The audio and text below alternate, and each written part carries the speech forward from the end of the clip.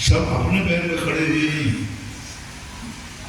सब वहाँ की समाज और पंचायत के अधीन होकर के और वो जो काम बताते हैं वो कर लेते हैं। युवाओं को स्वयं का खून और स्वयं की बुद्धि का उपयोग करने का मौका मिलता ही नहीं कि स्वयं अपनी बुद्धि से काम कर सके। युवाओं का स्वयं का काम हो। बाप की दुकान पर बैठना अलग है और स्वयं की दुकान पर बैठना अलग है।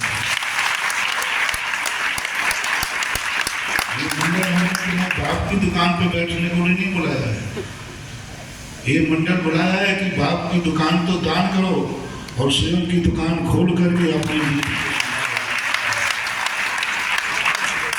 हमें बाप की वसीयत नहीं चाहिए, हमें पसीने की वसीयत चाहिए।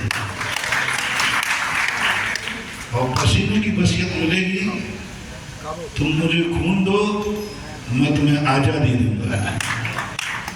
गांधी जी की नीति से नहीं चलना है। गांधी जी की नीति तो बड़ों के जुम्मे सौंपो, युवाओं के जुम्मे सुभाष चंद्र बोस की नीति चलनी। नीति मैं नहीं दे रहा हूं, भगवान ऋषभदेव ने 6 कर्म बताए, उनमें से सारे कर्म जीवित हैं जैनियों में। कृषि जैनी करते, व्यापार मुख्यतः जैनी करते, विद्या शिल्प भी जैनी करते हैं। विद्या शिल्प है एलो हलंगड़ आदि कार्यक्रम करना,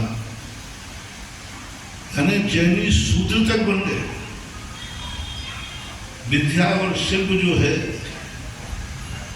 ये सूत्रों के लिए बनाई थी, और आज जैनी विद्या और शिल्प जैनी भी कर रहे हैं। जैनियों के यहाँ भी तेल पेला जा रहा है, तेली बन गए, पता नहीं क्या कहते हैं। शूद्र बन गए, जैनी वैश्य बन गए। पर जैनियों को जो मुख्य कर्तव्य था ऋषभदेव ने दिया था, तलवार का उद्देश्य, वो चलाना भूल गए। जैनी बनिया नहीं है, मैं इसलिए बनियों की बहुत बुराई करता हूँ तो तुम्हें मिर्ची लगती है, क्योंकि शेरों का बच्चा भेड़ों के बीच में रहते रहते अपने आप को भेड़ मानता है। तुम बनिया हो ही नहीं। जितने भारत की जैन जातियां हैं, एक भी वंशज से बनिया नहीं है, सब ठाकुर हैं, क्षत्रिय हैं, तुम्हारे बाप का।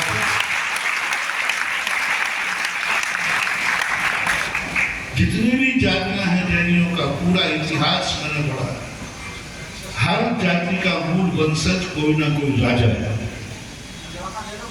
चाहे वो खंडेलवाल हो, चाहे वो गोरवाल हो, चाहे पल्लीवाल हो, चाहे परवाल हो, चाहे वो गुला हो, चाहे गोला लाले हो, चाहे गोल सिंगाले हो, चाहे चौसरिया हो और चाहे 48 सरिया हो।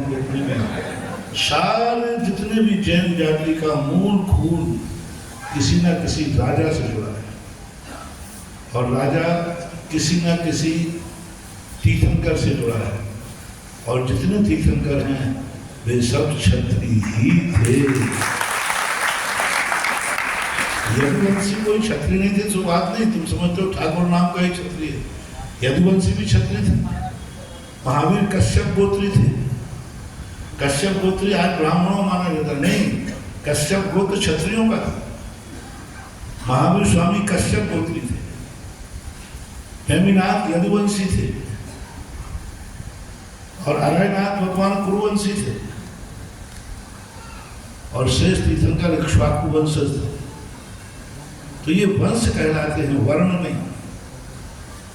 वंश अलग चीज है और वर्ण जितना था, 3 वर्णों में अपन सब जैनी क्षत्रिय वर्ण ही है, वैश्य वर्ण नहीं है। आज अपन को वैश्यों में डाल दिया जाता है, वैश्य वर्ण नहीं है। ओरिजिनल वैश्य वर्ण जो है ये महेश्वरी वगैरह आते हैं, जैनी को भी दिगंबर जैनी तो वैश्य मंच में आ ही नहीं सकता, लेकिन आप लोग सब अपने आप को क्या मानने लगे?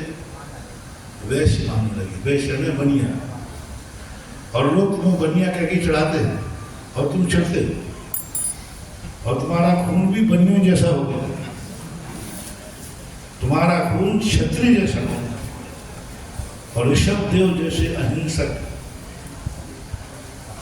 जो अहिंसा के पुजारी थे, अहिंसा का रूप लेके आए थे, और सबसे पहले उन्होंने तलवार चलाने का उपदेश दिया, तीर चलाने का उपदेश दिया, बंदूक चलाने का उपदेश दिया। मरो जियो और जीने दो का नहीं, मरो और मरने दो का उपदेश दिया। आज जियो जीने दो का नारा तुम लोगों को नपुंसक बना रहा है,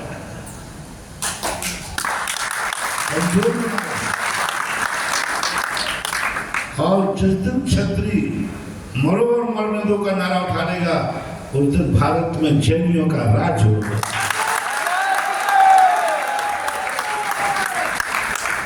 हम सीखने भूल गए, सब कुछ भूल गए, हमारे चलाने नहीं आता। और ऋषभ देव ने सबसे पहले उपदेश दिया था, उसका नाम था असी। असी किसे बोलते हैं? अस्त्र।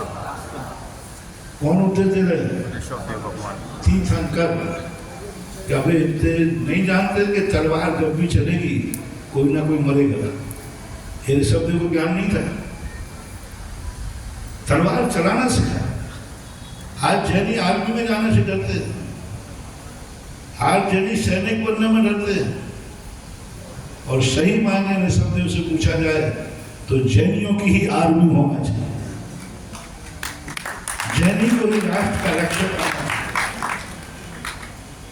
लेकिन राष्ट्र रक्षक अर्थनीति के कारण से आप लोग सेना में सबसे कम जाते हैं। कोई बात नहीं, राष्ट्र रक्षक नहीं बन सकते तो कोई बात नहीं, लेकिन धर्म और समाज रक्षक तो बनो। राष्ट्र की आर्मी में नहीं जा सकते हो तो समाज की आर्मी में तो भर्ती हो।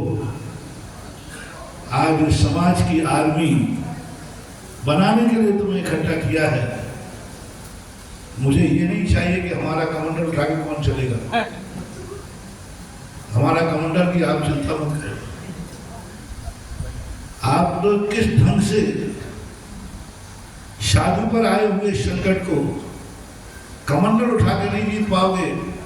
यदि आपके पास अस्त्र है, शस्त्र है, तो मिराज की रक्षा कर लोगे, आप कमांडर लेकर के रक्षा करने। ऋषभ देव ने दो चीजें दी, साधु को पिछी दी है और श्रावक को तलवार दी है। ये दोनों एक साथ चलेंगे तो धर्म बचेगा, गुरु बचेंगे और तुम बचोगे, तुम्हारा महाराज।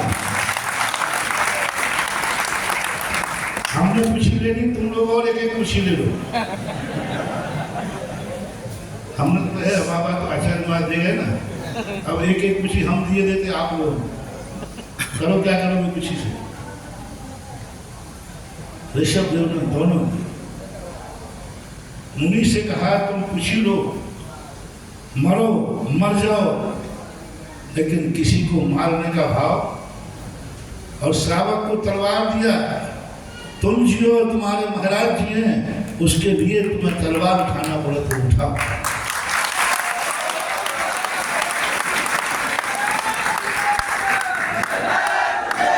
आज अहिंसा की रक्षा हिंसा से भी की जाती है। आज अहिंसा की रक्षा अहिंसा से नहीं होती है। इस पिछी की रक्षा पिछी से नहीं होगी, इस पिछी की रक्षा तलवार से होगी। पिछी की रक्षा तुम पिछी से करना चाहो।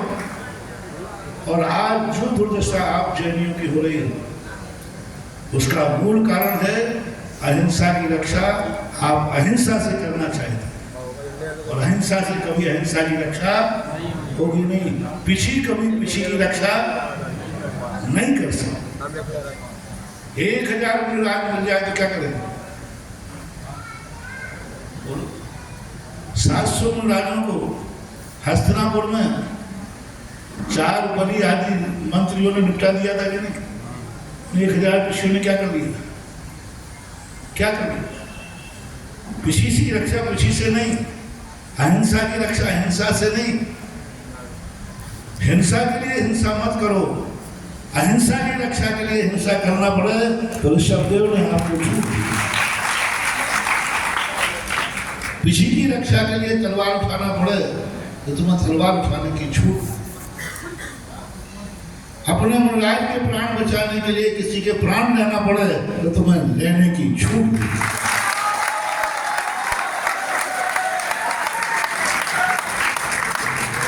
एक शुगर मुराद को शेर खाने के लिए आया, शेर के सामने कूद पड़ा शुगर। शेर कहता तेरी क्या औकात है, तेरे महाराज अहिंसक है, तू हिंसक है। बोले नहीं, महाराज अहिंसक हैं, महाराज को बचाने के लिए हम तुम्हारे प्राण भी ले सकते। और एक शुकर ने मुराद को बचाने के लिए शेर के प्राण ले लिए और स्वयं प्राण दे दिए। आज भी उसका साफ होना नाम लिखा है। शेर को भी मार डाला और स्वयं भी मर गया, लेकिन महाराज को बचा लिया। उस शुकर के लिए आवास कान में परम अहिंसक रूप में शास्त्रों में उसकी कथा आज भी लिखी।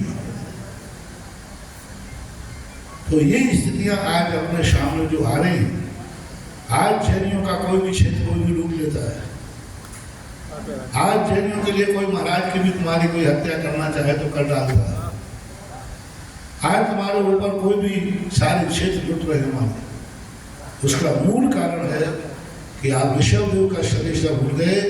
अहिंसा की रक्षा आतताइयों के बीच में अहिंसा से नहीं हिंसा से की जाती है। ये शूद्र है।